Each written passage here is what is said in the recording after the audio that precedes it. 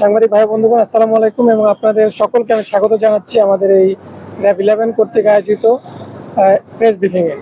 আপনারা জানেন যে আর 2 দিন পরেই আমাদের পবিত্র ঈদুল আজহা উদযাপিত হবে এবং সেই ঈদকে কেন্দ্র করে আজকে থেকে একটা বড় ছুটি, দীর্ঘদিনের একটা ছুটির কার্যক্রম শুরু হচ্ছে।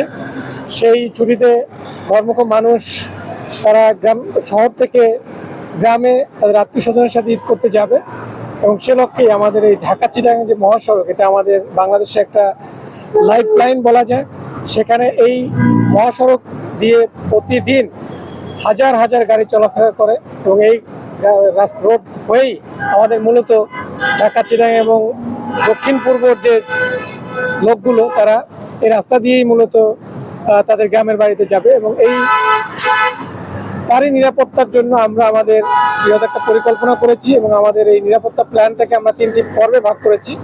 মূলত ঈদকে ঘিরে আমাদের ঈদের পূর্বে একটা প্ল্যান আছে, এবং ঈদের দিনকে ঘিরে আমাদের প্ল্যান আছে এবং ঈদের পরবর্তীতেও আমাদের পরিকল্পনা রয়েছে। এবং এই পরিকল্পনাটা আমরা সাজিয়েছি আমাদের এই মহাসড়ককে ঘিরে, যেটা হচ্ছে যে আমাদের সার্বক্ষণিক আমাদের টহল কার্যক্রম পরিচালনা করা হচ্ছে এবং এই ঈদকে ঘিরে আমরা আমাদের এই টহল কার্যক্রমটা আরও বৃদ্ধি করেছি। আপনারা দেখতে পাচ্ছেন বিভিন্ন জায়গায়।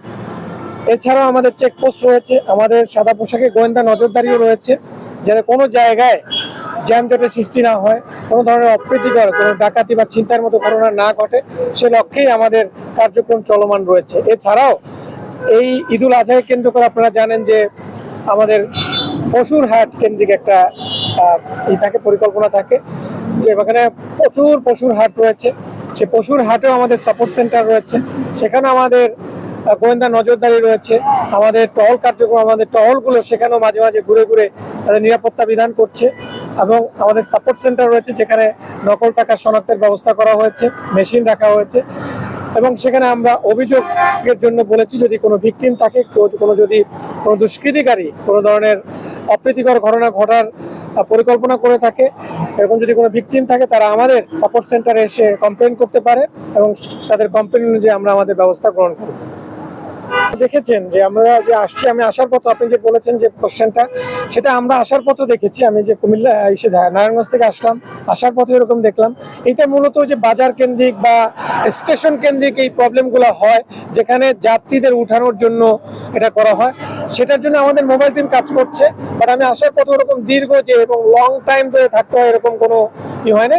কিছুক্ষণের জন্য জ্যামজটের সৃষ্টি হচ্ছে, সেটা আবার আমাদের টহল ওখানে গিয়ে এটাকে এই জ্যামটাকে ছুটানোর চেষ্টা করে যাচ্ছে এবং এটা আই হোপ যে এটা সামনে আমরা করে যাবো এবং আমাদের মোবাইল টিম কাজ করছে। বিভিন্ন যে শহর, যেগুলো ইম্পর্টেন্ট সিটি, আমাদের দায়িত্বপূর্ণ এরিয়ার মধ্যে আমাদের এই র্যাব 11-এর দায়িত্বপূর্ণ এরিয়াতে প্রায় 7টা ডিস্ট্রিক্ট আছে। তো প্রত্যেকটা সিটির ভিতরেও আমরা নিরাপত্তার জন্য আমাদের টহলগুলো সেখানেও ভিতরে ভিতরে গিয়ে টহল কার্যক্রম পরিচালনা করে আসছে এবং আমাদের গোয়েন্দা নজরদারিও রয়েছে। অ্যাট দ্য সেম টাইম আমাদের আভিযানিক টিমও সুনির্দিষ্ট ইনফরমেশনের ভিত্তিতে আমরা অভিযান পরিচালনা করে যাচ্ছি।